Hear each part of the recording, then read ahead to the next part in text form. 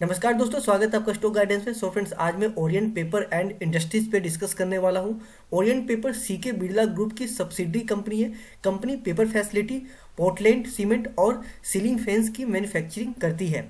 आप लोग में से बहुत से लोग ओरिएंट के सीलिंग फैंस का नाम सुने होंगे और यूज भी किए होंगे। कंपनी की इंडिया में मध्य प्रदेश के अमलिया में ओरिएंट पेपर मिल्स की मैन्युफैक्चरिंग फैसिलिटी है, जिसमें paper and paper craft manufacture होती है। और ओरिएंट पेपर मिल्स अफ्रीका में पेपर मैन्युफैक्चर से एसोसिएटेड है और केनिया में पैन अफ्रीका पेपर मिल्स के साथ काम कर रही है।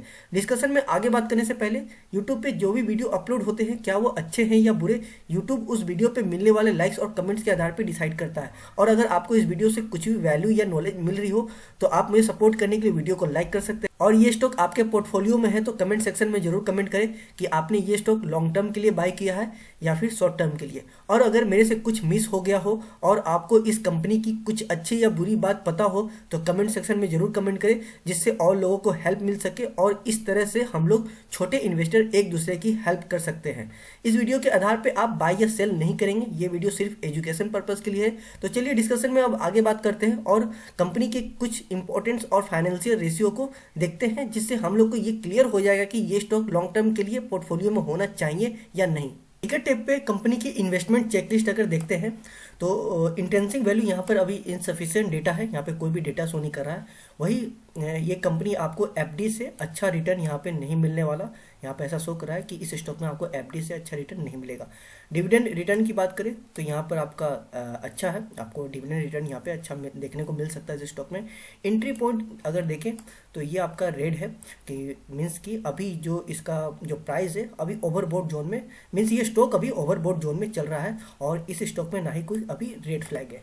वही कंपनी के अगर प्रोज चेकलिस्ट देखते हैं तो प्रोज चेकलिस्ट में आपका डिफॉल्ट प्रोबेबिलिटी अगर देखते हैं तो यहाँ पर लो है, और वही क्वालिटी चेक और ग्रोथ स्कोर देखते हैं तो दोनों में आपको इनसफिशिएंट डेटा यहाँ पर शो कर रहा है। सो फ्रेंड्स, अगर कंपनी के इनिशियल रेशियो को देखते हैं तो मार्केट कैप देखें तो 790 समथिंग करोड़ का मार्केट कैप है। वही इंटरप्राइज वैल्यू देखें तो 860 करोड़ के आसपास का इंटरप्राइज वैल्यू है, जो कि मार्केट कैप से कुछ ज़्यादा है, जो कि एक अच्छा रेशियो है। बट ठीक है, उतना भी बहुत ज़्यादा यहाँ पे इंटरप्राइज वैल्यू यहाँ पे नहीं देखने को मिल रहा है। वही पीई देखें तो 0 है और पीवी देखें तो 0.54 है। वही बुक वैल्यू से अगर कंपेयर करते हैं तो अभी ये बुक वैल्यू से अपने 1 से भी, मीन्स 1 गुना से भी सस्ते में समझ लो कि आप 0.54, मतलब बहुत ही सस्ता, बहुत ही निचले स्तर पे अभी है स्टॉक का प्राइस, काफ़ी सस्ता ये आपको देखने को यहाँ पर अभी फिलहाल ये मिल रहा है। ये स्टॉक फेस वैल्यू देखें तो यहाँ पर 100 कर रहा है, जो कि आगे आपको इस स्टॉक में कुछ भी स्प्लिट देखने को नहीं मिलेगा। डिविडेंड यील्ड की बात करें तो यहाँ पे 0.67% है, जो कि 1% से भी कम है, जिसे मैं अच्छा कंसीडर नहीं करूँगा। कैश की बात करें तो 13 समथिंग करोड़ का आपका यहाँ पे कैश है कंपनी के पास। वही डेट की बात करें तो आपका 82 पॉइंट समथिंग करोड़ के पास आपका यहाँ पर डेट है। तो आप देख सकते हैं कंपनी के ऊपर डेट काफ़ी ज़्यादा है और कैश काफ़ी कम है कंपनी के पास में। वही प्रमोटर होल्डिंग देखें तो 38.74% का प्रमोटर होल्डिंग है, जो कि एक जो एवरेज माना जाता है 40 उससे कम है, जो कि यहाँ पर हल्का सा ही कम है। आप देखें तो कुछ खास नहीं है, लगभग आप समझ लो कि 1.25% का ही कम है, बट फिर भी कोई नहीं, इसे आप ओके कंसीडर कर सकते हैं। ईपीएस देखें तो -1.91 है, जो कि एक नेगेटिव है, अच्छा यहाँ पे नहीं शो कर रहा है। वही सेल्स ग्रोथ देखें तो ये भी आपका नेगेटिव है, माइनस में है। वही अगर प्रॉफिट ग्रोथ भी देखें, प्रॉफिट ग्रोथ भी देखें तो ये भी आपका माइनस में है। आरओई देखें तो माइनस में है, आरओसी देखें तो ये भी आपका माइनस में शो कर रहा है। सो फ्रेंड्स, कंपनी के profit and loss statement file देखते हैं तो नेट सेल देखते हैं तो नेट सेल आपका 2017 में 1662 समथिंग करोड़ का आपका नेट सेल था 2017 में। 2018 में ये आधा हो गया, लगभग आधा से भी कम हो गया, काफ़ी कम हुआ था नेट सेल इसका कंपनी का। 2019 में वैसे ही फिर नॉर्मल चला, कुछ 2018 से कुछ इंक्रीज हुआ, 2020 में फिर से ये कम हो गया और 2021 में अभी तो ये फिलहाल अच्छा खासा ये नीचे की ओर कम हो गया है यहाँ पे नेट सेल। वही आपका ऑपरेटिंग प्रॉफिट देखें कि कंपनी ने जो नेट सेल की उससे कंपनी को क्या प्रॉफिट आया। तो अगर यहाँ पे देखें तो 2017 में 107 समथिंग करोड़ का यहाँ पे प्रॉफिट आया था, ऑपरेटिंग प्रॉफिट आया था। वही आपका 2018 में ठीक ठाक प्रॉफिट आया। अब यहाँ पे देखने वाली चीज़ है कि आप देखो कि 2017 में कंपनी ने तो सेल तो अच्छा खासा किया, बट कंपनी को प्रॉफिट, कंपनी को जो ऑपरेटिंग प्रॉफिट है वो कम आया। लेकिन वही आप देखो तो नेट सेल कंपनी ने यहाँ पर अच्छा खासा कम हो गया था 2017 से अगर देखते हैं तो। लेकिन वही आपका ऑपरेटिंग प्रॉफिट देखते हैं तो आपका 17 से यहाँ पर इंक्रीज होता हुआ देखने को मिल रहा है। वैसे तो ऑपरेटिंग प्रॉफिट भी यहाँ पे कम होना चाहिए क्योंकि ये आपका कम हुआ है, सेल कम हुआ है तो ऑपरेटिंग भी कम होना चाहिए, बट ये फिर भी इंक्रीज हो गया। 2019 में अगर देखते हैं तो आपका फिर से ये इंक्रीज हो गया आपका ऑपरेटिंग प्रॉफिट। वही 2020 में यहाँ पे एक अच्छा खासा डाउन की ओर देखने को मिला है, और 2021 में तो ये तो माइनस में ही चला गया ऑपरेटिंग प्रॉफिट। मीन्स कंपनी ने जो भी यहाँ पे सेल किया उसे कंपनी को कुछ भी प्रॉफिट नहीं आया है उसके कोर बिजनेस से।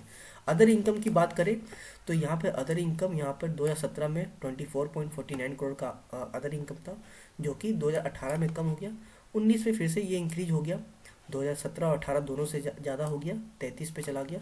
वहीं 20 में फिर से कम हुआ, और 21 में यहाँ पे तो अच्छा खासा यहाँ पे कम होता हुआ देखने को मिल रहा है ऑपरेटिंग प्रॉफिट। वही अगर नेट प्रॉफिट की बात करें कि कंपनी को फाइनली नेट प्रॉफिट क्या मिला, तो 2017 में देखें तो 37.92 करोड़ का आपका यहाँ पे नेट प्रॉफिट था। वही 2018 में इंक्रीज हुआ, 2019 में अच्छा खासा इंक्रीज हो गया, 2020 में ये फिर ये अच्छा खासा डाउन हुआ, और 2021 में ये पूरी तरीके से माइनस में चला गया, नेगेटिव में, क्योंकि आपका ऑपरेटिंग प्रॉफिट भी नेगेटिव में रहा था और ये भी आपका इसलिए नेगेटिव में चला गया। अब अगर बैलेंस शीट अगर देखते हैं तो बैलेंस शीट में अगर शेयर कैपिटल देखते हैं तो यहाँ पर शेयर कैपिटल यहाँ पर फिक्स है, कोई चेंजेस नहीं है, जो कि एक अच्छी बात है। वहीं आप टोटल रिजर्व देखते हैं कंपनी का, तो टोटल रिजर्व कंपनी का यहाँ पर इंक्रीज होता हुआ देखने को मिल रहा है धीमे धीमे, जो कि एक ये भी बहुत अच्छी बात है। कंपनी के पास रिजर्व होना चाहिए जिससे कंपनी अपने ग्रोथ में यूज कर सके। अगर वही डेट की बात करें कि कंपनी में कर्ज कितना है, तो यहाँ पर देखें तो 2017 में तो 59.73 करोड़ का यहाँ पर डेट था, वहीं 2018 में यहाँ पे कम हुई कंपनी का, 2019 में अच्छा खासा कम कर ली कंपनी ने, 2020 में तो जीरो कर ली थी कंपनी ने, बट फिर से 2021 में ये इंक्रीज हो गया यहाँ पर। वही अगर डेट में देखते हैं कि एनसी लायबिलिटीज़ कितनी है, कि नॉन करेंट लायबिलिटीज़ कितनी है, तो वो अगर देखते हैं तो यहाँ पर ईयर बाय ईयर कुछ खास नहीं, जो 250 समथिंग करोड़ के आसपास है उसी के आसपास में ये यहाँ पे एक 2019 में 300 करोड़ चला गया था, बट फिर से 2020 में कम हो गया और 2021 में फिर से हल्का से इंक्रीज हुआ। तो आप मोटा मोटी ये देख लो कि एवरेज अगर निकालो तो ये 250 करोड़ के आसपास ही यहाँ पे कंपनी की नॉन करेंट लायबिलिटीज़ यहाँ पर घूम रही है, जो कि अच्छा खासा यहाँ पर लायबिलिटीज़ देखने को मिल। इस लायबिलिटीज़ पे कंपनी को इंटरेस्ट भी ज़्यादा पे करना होता होगा। करंट लायबिलिटीज़ की अगर देखें तो करंट लायबिलिटीज़ आपका यहाँ पर ये भी अच्छा खासा 200 करोड़ के आसपास में ये भी आपका यहाँ पे चल रहा है, जो कि ये भी काफ़ी ज़्यादा है करंट लायबिलिटीज़। वैसे तो करंट लायबिलिटीज़ पे इंटरेस्ट कम पे करना होता है, बट फिर भी पे तो करना होता है इंटरेस्ट आपको। वही अगर टोटल लायबिलिटीज़ देखें कि टोटल लायबिलिटीज़ कितना है, तो यहाँ पर आप देख सकते हैं कि लगभग 2000 के आसपास में यहाँ पर है लास्ट 2021 में, जो कि काफ़ी ज़्यादा यहाँ पर लायबिलिटीज़ देखने को मिल रहा है। मीन्स कंपनी के ऊपर कर्ज काफ़ी ज़्यादा है। अब अगर टोटल एसेट्स देखते हैं तो टोटल एसेट्स भी यहाँ पर आपका 2000 के आसपास में ही ये चल रहा है। तो एक चीज़ आप नोट करो कि जितना यहाँ पर आपका लायबिलिटीज़ है, टोटल लायबिलिटीज़ जितने हैं टोटल एसेट्स भी उतने हैं। मीन्स जितना कर्ज है कंपनी के पास उतना ही कंपनी के पास एसेट्स भी हैं। तो ये एक चीज़ आप देखो तो दोनों यहाँ पर मैच कर रहा है, जितने लायबिलिटीज़ उतने ही आपके यहाँ पर एसेट्स भी हैं। बट इसमें खुश होने वाली बात नहीं है, क्योंकि कंपनी के पास जो एसेट्स होंगे वो आपके प्लांट्स होंगे, मशीनरी होगी, इस तरह की काफ़ी कुछ चीज़ें, जैसे कुछ व्हीकल हो गई आपकी, कार वगैरह होगी, या कुछ भी बस वगैरह होगी, इस तरह के कोई भी चीज़ एसेट्स होंगे जो आपके डिप्रिसिएशन में जाते हैं, जिसपे day by day year by year उसकी वैल्यू गिरती है। तो आप इसे देख के खुश मत होइए कि कंपनी के पास जितनी लायबिलिटीज उतनी एसेट्स भी है, तो यहाँ पे एक अच्छा यहाँ पर डील मिल सकता है, एक ये सौदा करना अच्छा होगा।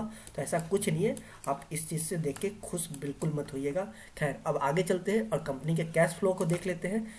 कंपनी की कैश फ्लो अगर देखें तो सबसे पहले ऑपरेटिंग कैश फ्लो देख लेते हैं, जो कि एक इम्पोर्टेंट रेशियो होता है। तो यहाँ पर देखें तो 2017 में कंपनी को 35.78 समथिंग करोड़ के आसपास का यहाँ पर कैश था कंपनी का, ऑपरेटिंग कैश फ्लो आया था कंपनी के पास। मीन्स कंपनी ने जो भी सेल की थी, उससे जो कोर बिजनेस से जो कैश फ्लो आया वो यहाँ पे शो कर रहा है, वो ये रेशियो है। तो यहाँ पे देखिए 2017 में कंपनी के पास 35.78 करोड़ का यहाँ पे ऑपरेटिंग कैश फ्लो था। वही 2018 में ये अच्छा खासा इंक्रीज हुआ, 2019 में ये फिर कम हुआ, 2020 में फिर से कम हुआ, 2021 में ये माइनस में चला गया। वही अगर नेट कैश फ्लो देखें कि फाइनली कंपनी के पास कैश कितना बचा था, तो ये देखें तो 2017 से लेके कंटिन्यूअस, पहले तो 2017, 18 और 19 ये 3 साल तो आपका नेगेटिव में रहा। वहीं 2020 में हल्का सा 0.34 आपके आसपास हल्का सा 0.34 का ये इंक्रीज हुआ, बट जो कि बहुत खास कैश नहीं मैं इसे कंसिडर करता। वहीं 2021 में ये ठीक है, कुछ इंक्रीज हुआ है, 8.44 करोड़ के आसपास में ये कंपनी के पास अभी नेट कैश फ्लो है। सो फ्रेंड्स, अब मैं इस स्टॉक पे अपना पर्सनल ओपिनियन और फाइनली ओपिनियन दे देता हूँ कि क्या है मुझे लगता है इस स्टॉक में। देख के इसका जो भी फाइनेंशियल रेशियो है, जो भी इंपॉर्टेंट रेशियो था, इसे देख के मुझे क्या लगता है, मेरा क्या पर्सनल ओपिनियन स्टॉक के बारे में। तो देखिए, अगर इससे फिलहाल जो कंपनी की हालत है, जो फाइनेंशियल रेशियो को देख के जो कंपनी की हालत दिख रही है, जो समझ में आ रही है मुझे, ऐसा ये लॉन्ग टर्म के लिए आप में इसमें इन्वेस्ट करना बिल्कुल भी समझदारी नहीं है, बेवकूफ़ी हो जाएगा। लॉन्ग टर्म से मेरा मतलब है 3 साल, 5 साल, 10 साल, कुछ इस तरह का। अगर कोई यहाँ पे इन्वेस्ट करके आप यहाँ पे पोजीशन बना रहे हो, तो मेरा सजेशन होगा कि आप यहाँ पे उतने लंबी अवधि के लिए आप यहाँ पे पोजीशन ना बनाएं। अगर फिर भी आपको लगता है कि इसमें कुछ पोटेंशियल है, इसमें पोजीशन बनाना चाहिए, तो बेसिक आप बना सकते हैं, बट अपने क्वांटिटी को हल्का रखिए। और मैं इस स्टॉक में लंबी अवधि के लिए पोजीशन बनाने से इसलिए मना कर रहा हूँ, क्योंकि अभी जो कंपनी की इनिशियल रेशियो हम लोगों ने चेक किया था, तो उसमें आपने देखा होगा, ध्यान दिया होगा, तो सेल्स ग्रोथ आपका नेगेटिव है, प्रॉफिट ग्रोथ भी आपका नेगेटिव है, आरओई भी आपका नेगेटिव है, आरओसी भी नेगेटिव है, ईपीएस भी आपका नेगेटिव है। तो ये जो आपके जो पांचों इंपॉर्टेंट पॉइंट्स होते हैं, जो इनिशियल कंपनी के इनिशियल रेशियो होते हैं, वो पांचों के पांचों आपके नेगेटिव में है, माइनस में है, और कंपनी फाइनेंशियली भी वीक है, कमजोर है। जिसमें आपका आप देखो तो ऑपरेटिंग कैश फ्लो भी आपका अच्छा खासा माइनस में रहा, और आपका फ्री कैश फ्लो भी आपका अच्छा खासा माइनस में रहा। स्टार्टिंग में तो 2017, 18, 19 जो थे वो तो कंटिन्यूस आपके 3 साल नेगेटिव में ही रहे, बट 2020 में हल्का सा, और 2021 में 8 पॉइंट समथिंग करोड़ का आसपास कंपनी पास कुछ कैश था। तो वहाँ पे कंपनी का फाइनेंशियल रेशियो भी कुछ अच्छा स्ट्रॉन्ग देखने को नहीं मिल रहा था। तो इस वजह से मैं कह रहा हूँ कि फिलहाल के लिए इस कंपनी का फाइनेंशियल रेशियो के बेसिस पे आप यहाँ पे लंबे अवधि के लिए बिल्कुल पोजीशन ना बनाएं। और अगर किसी ने पोजीशन बनाया है और उसे हल्के फुल्के मीन जो भी कुछ प्रॉफिट मिल रहा हो, तो मेरा उनके लिए सजेशन होगा कि अपने पोजीशन को कुछ हल्का कर ले, हेवी क्वांटिटी के साथ अभी फिलहाल पे इसके साथ ना चले। फिर भी आपको लगता है तो आप बिल्कुल यहाँ पर पोजीशन अपना रख सकते हैं। बट फ्रेंड्स, इस वीडियो के आधार पे आप इस स्टॉक में बाय या सेल नहीं करेंगे। इस स्टॉक में कुछ भी डिसीजन लेने से पहले आप अपने लेवल पे इंक्वायरी कर लेंगे, सर्च कर लेंगे, या अपने फाइनेंशियल एडवाइजर से एडवाइस कर लेंगे, देन आप कोई डिसीजन ले लेगा। इस वीडियो के आधार पे कुछ भी आपको डिसीजन नहीं लेना। ये सिर्फ और सिर्फ आपके एक अपडेट के लिए है, आपके हेल्प के लिए है, आपके एजुकेशन पर्पस के लिए है। सो फ्रेंड्स, आपको इस कंपनी के बारे में क्या लगता है, आप मुझे कमेंट सेक्शन में जरूर कमेंट करें। उम्मीद है ये मेरी छोटी सी कोशिश आपके कुछ काम आएगी। वीडियो अच्छा लगे तो वीडियो को लाइक करें, और अगर चैनल पर नए हैं तो चैनल को सब्सक्राइब कर दें। मिलते हैं अगले वीडियो में, तब तक के लिए आप अपना और अपने पोर्टफोलियो का ख्याल रखिए।